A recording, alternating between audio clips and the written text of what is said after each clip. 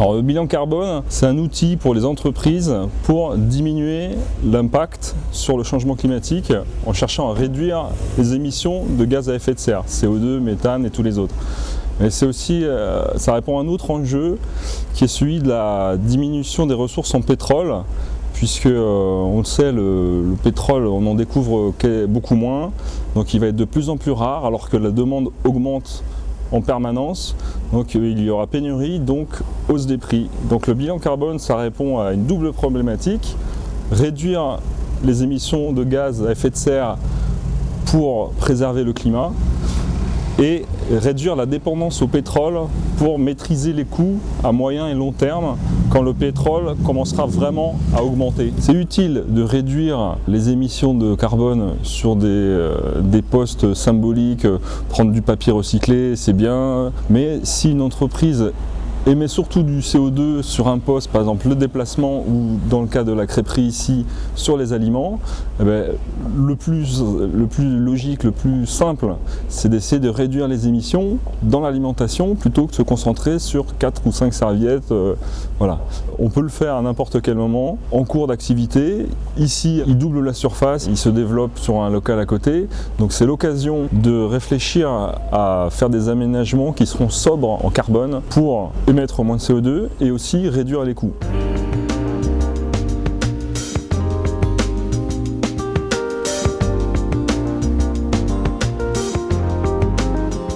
Ici, ce qu'on a fait, on a analysé la provenance de tous les produits. On a utilisé ce qu'on appelle des facteurs d'émission, c'est-à-dire la quantité équivalente en carbone de chaque produit, de chaque service, parce qu'on compte aussi l'expert comptable, le déplacement des clients, la télévision, tout. Le premier poste dans ce restaurant, c'est alimentaire. On a revu un petit peu la composition de la carte.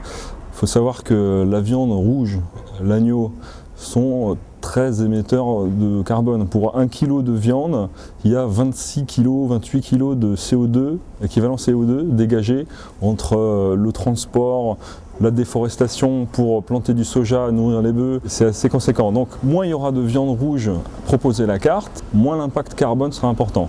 On a calculé le bilan carbone d'une crêpe complète, ça fait 230 grammes équivalent CO2.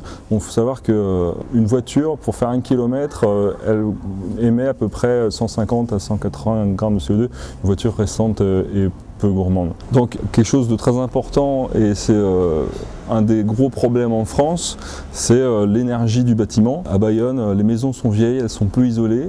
Donc ici on a une façade en bois et en verre. Donc le bois c'est un bon isolant, mais le verre est simple vitrage. Donc ça c'est beaucoup de déperdition d'énergie. Si votre robinet d'eau chaude, pour l'utiliser, vous mettez le mitigeur à moitié, ça veut dire que l'eau dans le ballon est trop chaude. Donc il faut réduire le thermostat, parce que vous chauffez de l'eau pour rien. Il faut savoir que l'eau dans un ballon est chauffée 7 fois en moyenne avant qu'elle serve. Donc si vous chauffez très chaud de l'eau que vous n'utilisez pas, ça c'est un gaspillage assez important d'énergie qui peut être évité très facilement.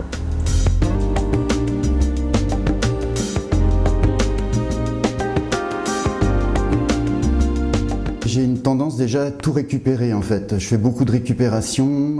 Dans ma salle, c'est pratiquement que de la récup. Donc je n'achète pratiquement rien. Je ne rentre pas dans cet esprit de commercialisation. J'évite de faire transporter des meubles qui viennent d'un autre pays. Et voilà, j'avais déjà commencé et Vincent, en fait, il était mon voisin. On a commencé à en parler. Et puis je suis vraiment rentré dans le milieu du carbone. Et puis bon, je suis pas bio non plus à 100%, on va se rentrer dans le bio, mine de rien, ça coûte très très cher, mais d'y participer par mes propres moyens et parce que la vie me donne mon jardin et tout ça, voilà, j'ai dit pourquoi pas. Toutes les pluches, des carottes, des pommes de terre, des poireaux, tous les légumes, je les garde et je les emmène dans un seau, non pas dans un sac plastique mais dans un seau, et que je vide après sur mon compost dans le jardin. Alors mine de rien, ça me fait faire des économies sur les sacs plastiques et ça évite d'utiliser du pétrole. Je vais utiliser des ballots de paille pour isoler ma vitrine. J'évite de vendre de la viande rouge, c'est-à-dire que je me mets un quota tant de kilos par semaine. J'ai énormément de légumes dans mes plats que je fais moi-même.